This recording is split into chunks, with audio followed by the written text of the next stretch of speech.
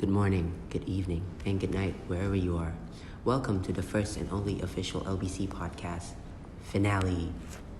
You are a brave soul for joining in on today's episode. We are going to explore one of my most favorite subjects, ghosts and paranormal activities. Are they real? What are they? Who are they? And where are they from? Whether you are a believer, a non-believer, or anything in between, we all know what roams the dark corner of the earth. Today, we are joined by our special guest. Drum rolls, please. Hello and welcome to our very first episode.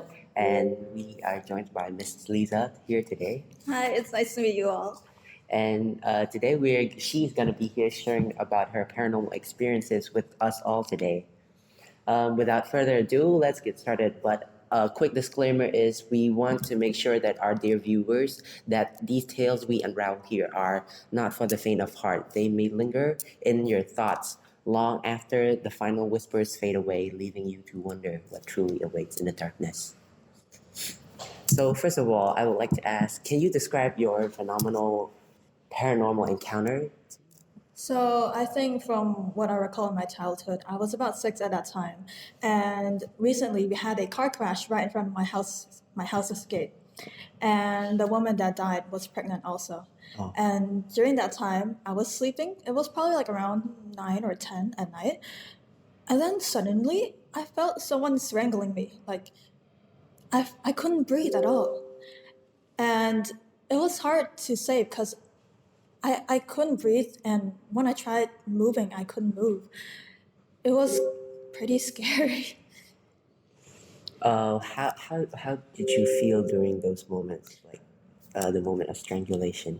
To be honest, I felt really helpless because I couldn't move. I couldn't like yell or speak for some reason, and it felt like some weight is on me, and like it was.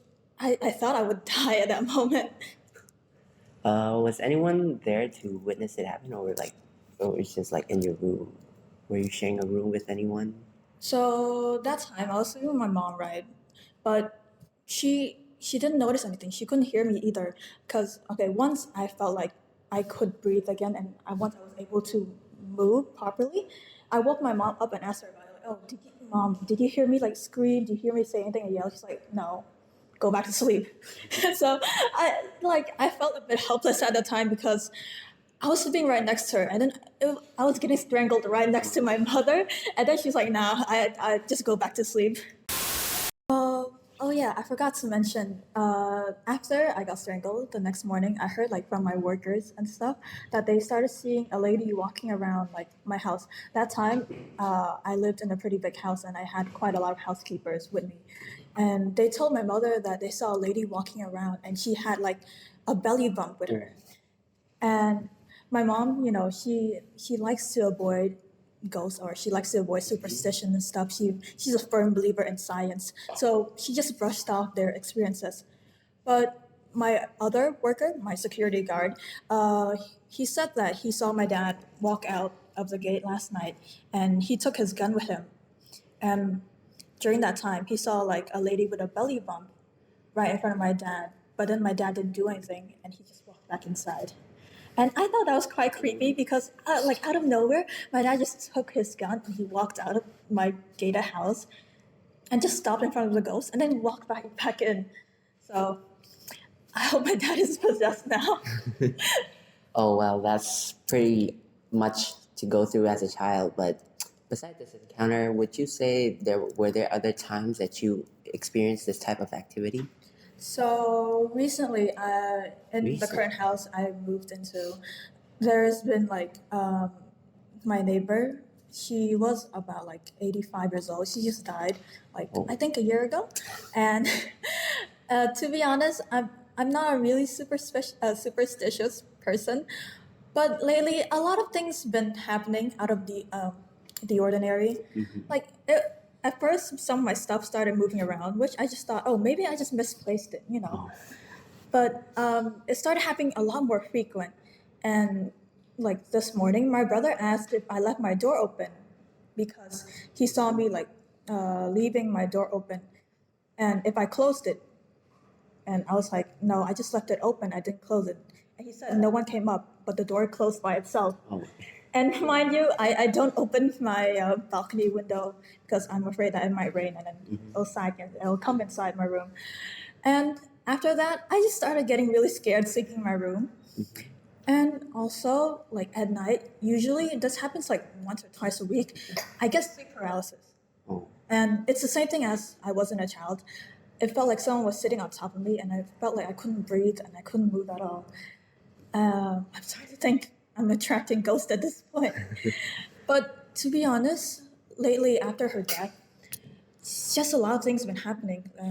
A lot of things out of the ordinary. A lot of like sometimes I would hear someone call out my name from downstairs, but then when I went to when I went down to ask my family about it, they said that no one called for me.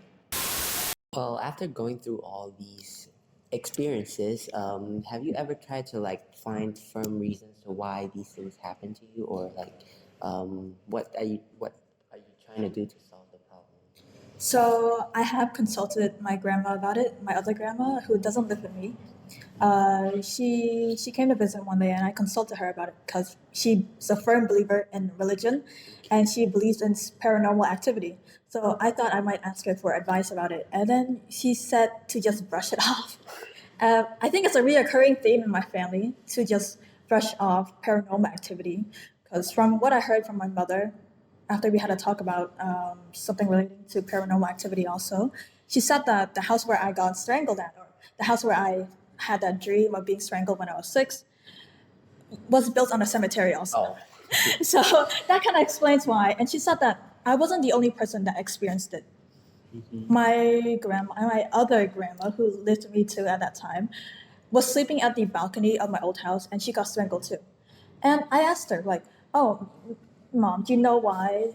Like, do you know why and stuff?" And then she said that she is a firm believer in science, but even with science, they can't prove who is the ghost, and they can't prove like why these things happen. For me personally, I did try researching online on my own without consulting my family for once. Most of the research just says that paranormal activity does not exist and it's just a myth. But I'm really open to the idea that we might find like sufficient evidence that it exists because one, us humans are curious creatures anyways, and we would find a way to research and find more about it. And two, I want to be able to solve the problem I'm going through right now. Like I hope out there someone with like the money, the capabilities for research is able to explain these experiences to me and is able to help me avoid this from happening, because this hasn't happened to me once. I tell you, this happens like once or twice a week. And to this point, I don't think I'm scared anymore. It's more like an annoyance now, and I just want this annoyance to be gone. It's like you grew out of it. Yeah. It was scary, you know. It was like when you had your favorite food for a few times, you know, it was delicious. It was kind of like that. But then every single like week or other week it happens. It's just annoying at that point. It's like a phase you grew out of. Yeah. So I believe that time has come to an end apparently, and thank you, Miss Lisa, for coming in today and sharing your experiences. It was an honor. Thank you all for listening to us. And that's pretty much it. Bye.